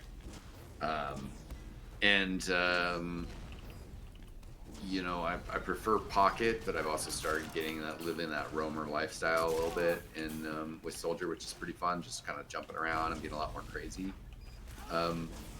Playing in pubs though, like I definitely will play soldier if we just need to like do some stomping and get some kills. But it's also something that it's like almost sometimes is too easy, so it's kind of like not the experience I'm looking for. Yeah. Because if you get good heals, you just like can just stomp, and people sometimes just feel like sitting ducks too. So I also just kind of like to switch it up. But a lot of the other experiences in pubs can be mixed bags. Of sniping is fun, but if you're getting killed by spies all the time, that gets obnoxious. Or there's just a lot of like random spam. Sometimes that stuff can be annoying. Demo is a lot of fun, and I love me the SCO res, as well as demo in pub is just like a good opportunity to demo night. So I probably demo night a fair amount in pubs, and then kind of switch to whatever. Can you do the whole trimping thing? Are you? No, I'm not really a trimper. I do the most basic of just like jump off one rock, but really like the Liberty Launcher, the Tide Turner is like one of the funnest experiences in TF2. Like if you can get Tide Turner and some Highlander kills, like that's so much fun. I just cackle like an idiot.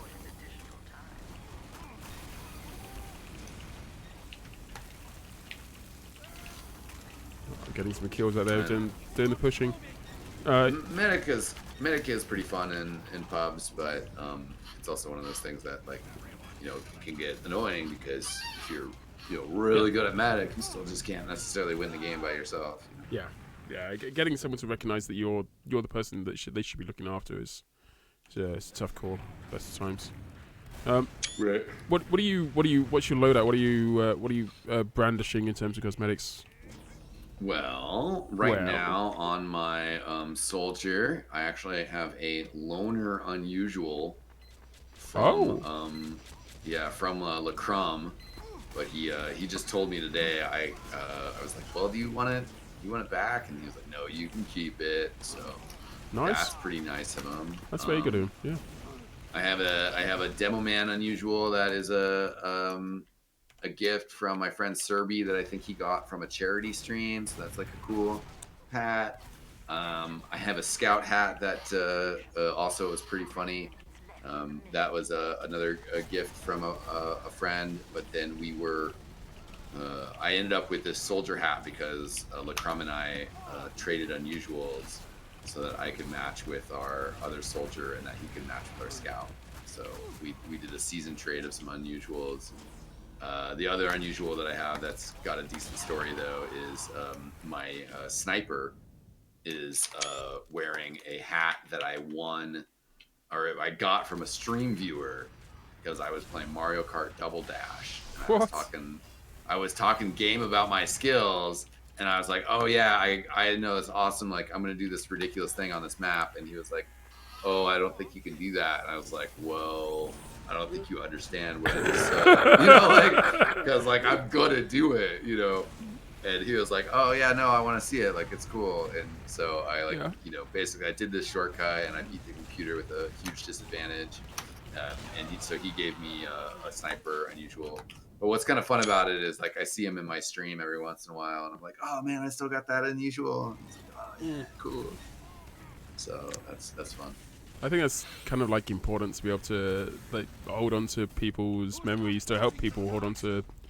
Yeah, for sure. Yeah. That's one of the fun things with the TF2 items, and gifted items and even the crafted items. There's still a lot of that stuff that is fun and memories.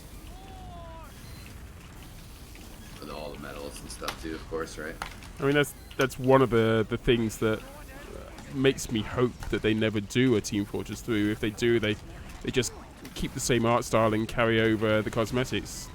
I'd hate to lose all of these memories. This is weirdly like my photo album. Yeah. Like there's so much history here. No, I feel that. But and realistically, all a photo is a bookmark on a memory. So, right. Yeah, I don't want to see it go. While we've got a minute now between things, let me quickly see if I can see this this unusual of yours. Are you near the cart? Sparkle or my sniper one? Which the soldier one? Are you playing soldier at the moment? Yeah, I'm waiting to ambush a medic, but I have not seen a medic yet. Okay. So I'm still just waiting to ambush. Now it's time. Oh, dang it. I only got 2 people. Okay. I'm about to respawn, and then I can show you my collection. You wanted to see the sniper one first? Yeah, I'm about to die as well, so perfect timing. That would have been nice if I'd got the weenie kill, but wasn't to be. Nix in chat is asking, how do you feel about the new lag bots of TF2? Probably the less said about them, the better. Yeah. Yeah. So yeah, that's my sniper one, and that's got the binoculars. Isn't that a pretty funny little, little get up? That is surreal. Yeah. Yeah, boy. I forget what my heavy is. Oh, my heavy is real stupid. Oh my god, you're right. That is real stupid. You got binoculars for everything. I did for a little bit before, but not anymore. Yeah. And then that's my demo man hat. Kind of nice to smoke in. I like the pirate get up. It's like you got a big sweat going on there, and is that a professional kill streak weapon you got there as well? Yeah. I mean, I'm surprised that that you have sparkle. You have all the things. Like you've made unusuals part of your loadout. That in itself is kind of like interesting. Like so many comp players are not interested, just not interested in like all of the bling. No, I think it's fun. I think it adds the identity. I mean, there's some of mine that I like have to adjust. I think it's fun to have a style. Like I'll show you what my pyro one is usually. I realise at this moment we're essentially doing the friendlies thing where we're not actually taking part in the match. Oh, that's a strange feeling. Yeah, and it's like the alien head is crafted, just kind of fun, and he's got the binoculars for the eyes underneath. No. And then the jaw from the Yeah, I kind of feel sick now. So let's go back to a class you want to play, and we'll do a bit of moving out and competing with the peoples. Let's go. Yeah, I got a good Western theme with my engineer. I like it.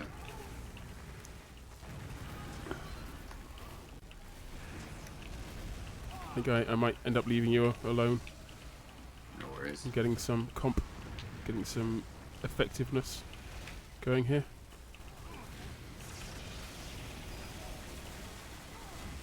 Popping one out.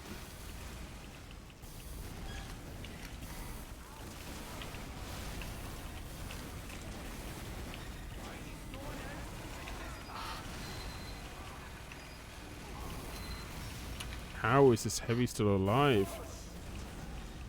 That is amazing.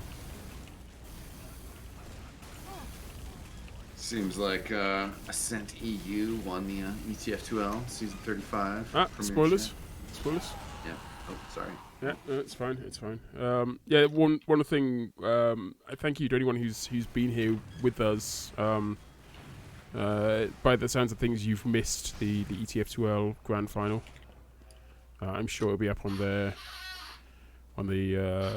Team Fortress TV YouTube channel eventually. Or up on there.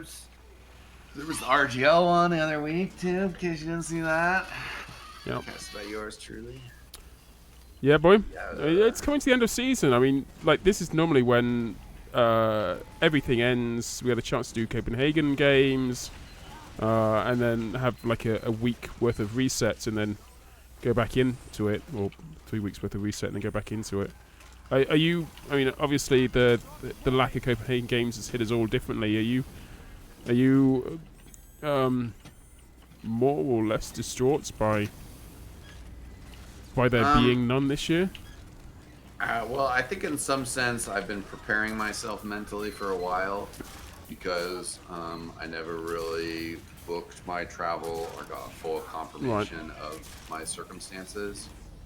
So it was kind of, for me, it would have been a much more frustrating situation currently if at any point prior was like, yes, Extine, we want you at Copenhagen, and here's the circumstances, and here's how you're going to get there. If we'd had that conversation, then obviously it kind of falling apart would be kind of a bummer. And I was at DreamHack Anaheim in the middle of February, and I did meet somebody from Copenhagen, the games, the volunteer organization. So that was kind of sad, because it's like a reminder that, okay, it's probably not going to happen. And I hadn't heard anything from that point.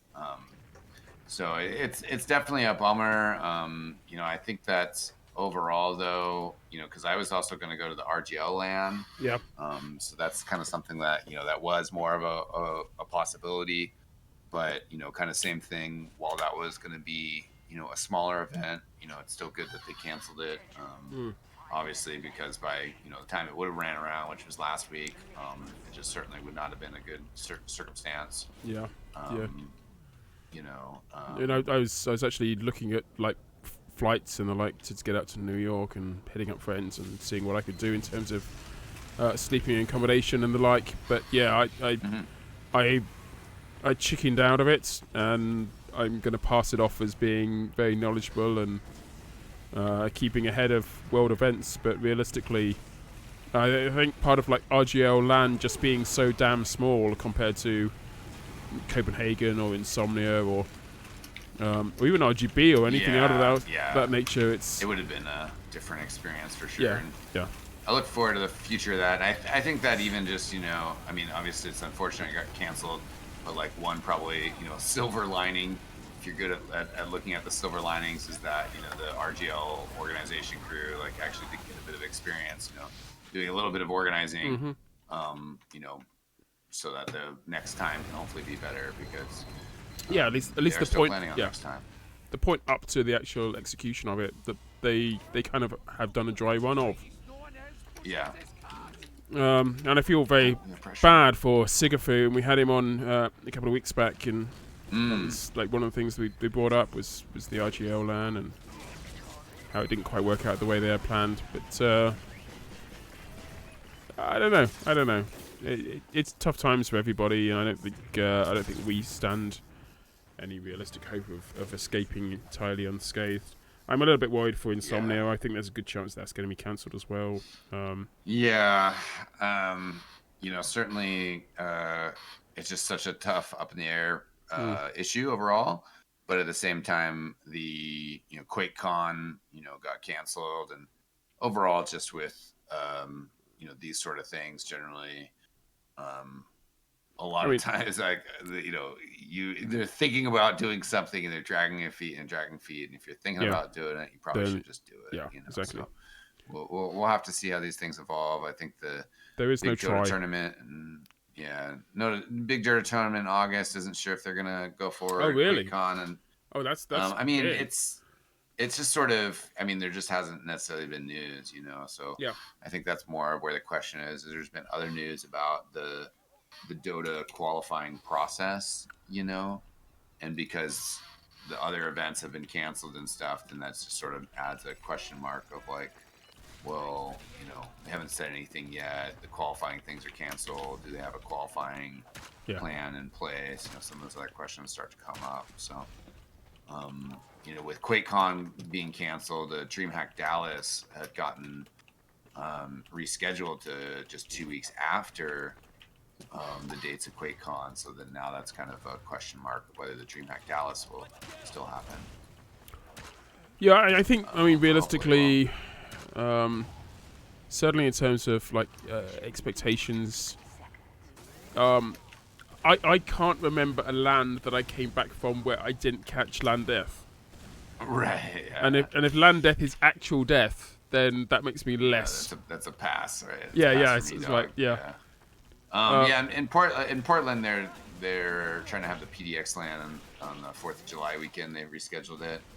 And that's something as well, like having conversations with somebody and just kind of as the situation evolves, there's a large difference between, staying in your local community and traveling across a country or multiple countries to go somewhere. Yeah. Yeah, definitely. Still stay inside.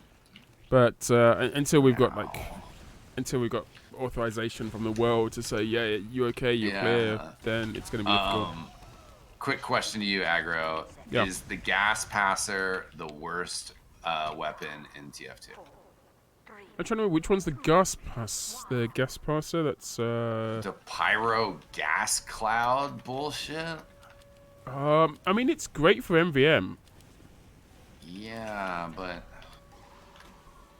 okay, so from my perspective, like the worst weapon for pyro in the world that has ever existed is the Phlogistinator, which again is great for MVM, but the Phlogistinator makes bad pyros even more bad from the perspective of like it is WM1, but it also means that like WM1 is both more effective than it's ever been before, and is also no reason to ever want to do anything else.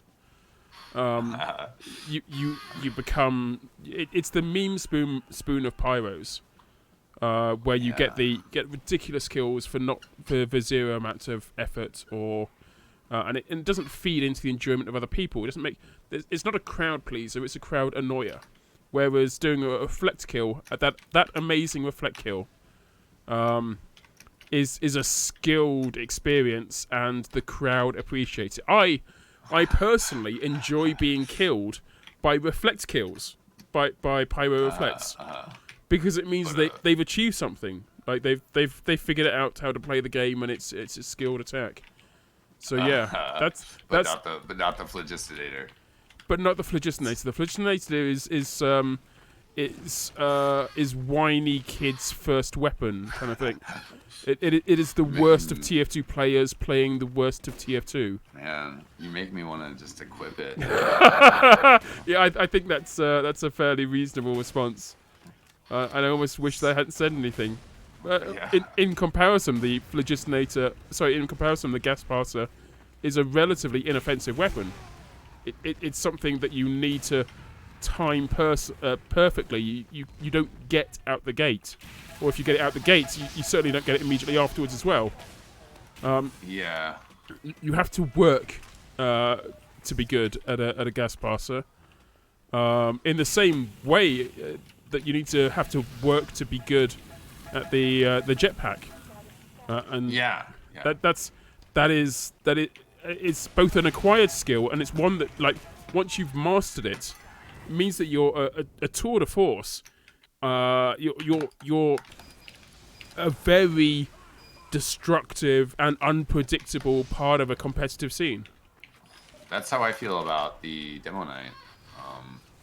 Yeah. But, Phlogistinator, some people might feel the same way as well. You master getting that crits, coming from behind, which is that perfect crits, I think that, like, what is the saying? A stopped clock is right twice a day. Like, a Phlogistinator is right most of the time because you're getting the kills.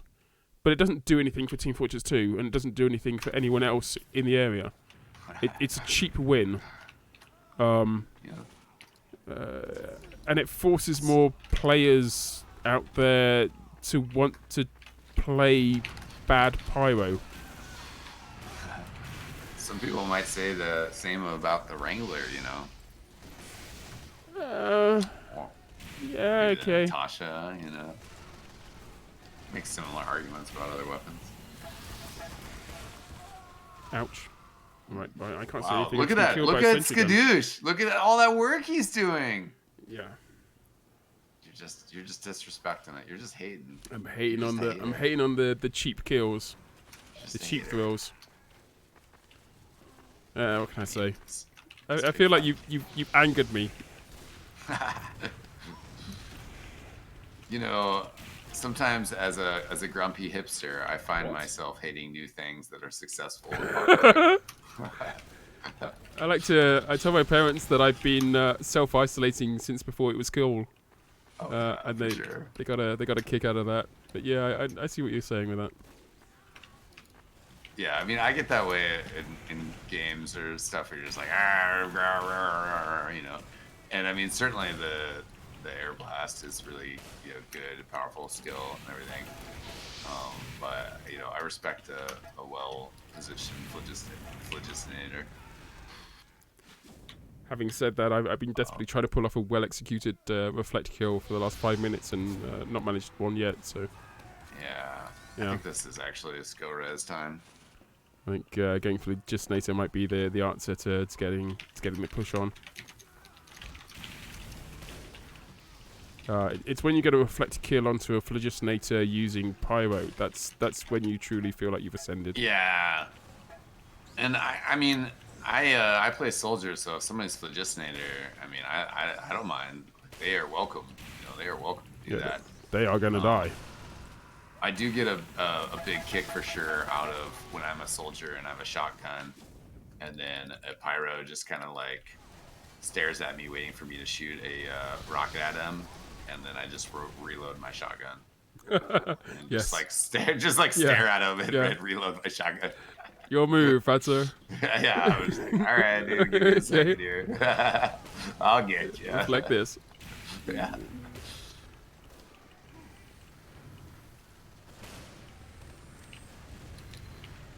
Come on, fire me another one. Okay.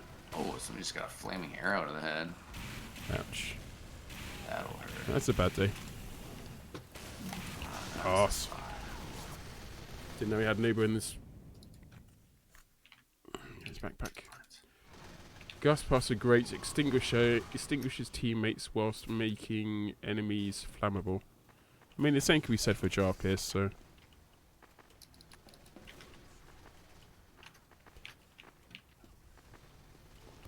I mean, from my perspective, I'd love to see more things that get reflective having opposite effect. Yeah. And like stickies. Oh yeah. And I like the concept of the gas passer, and I respect that, you know, you can make it work with proper teamwork, but it just seems like it's so much cooldown to like get that to come around. Yeah. And it seems like the damage of the benefits aren't really worth it. Like, if I was to play in no restricted sixes, you know, and try to use that weapon, or I don't even know if it's allowed in regular sixes. It might be. It's just so bad. It's like, what's the dream scenario? You know, and even when you get the dream scenario, it's just like, well, it's not really all that great, you know. Oh man, I got Ubered and blown back at the same time. Oh, that was me, I'm afraid. Sorry about that. No worries.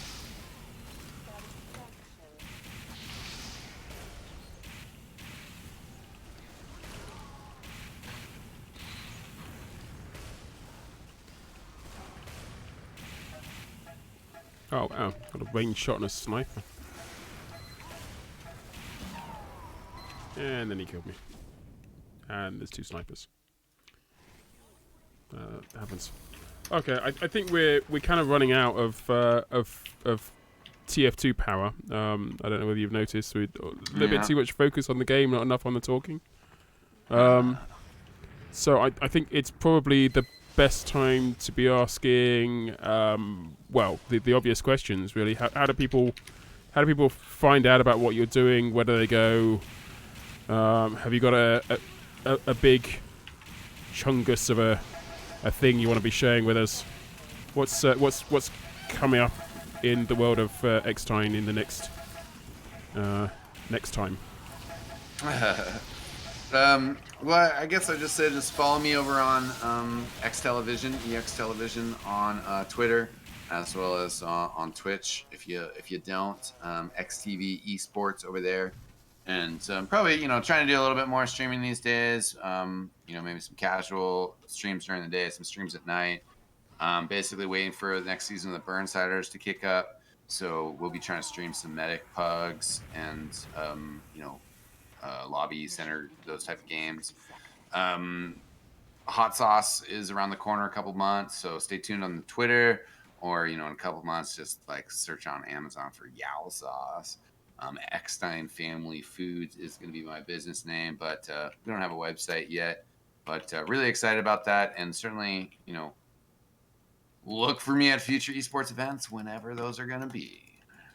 Look forward to seeing you at more things in the future, Extine. Thank you very much for being with us today. Yeah, for sure. My pleasure. Maybe I'll catch you guys at Lockdown Throwdown. We'll see.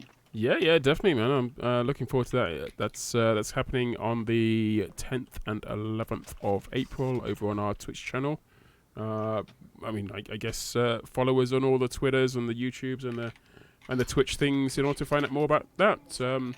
Thank you very much for being here. Love my time with you, Extine, and love my time with you, audience. Yeah, it was a pleasure. GG. Peace.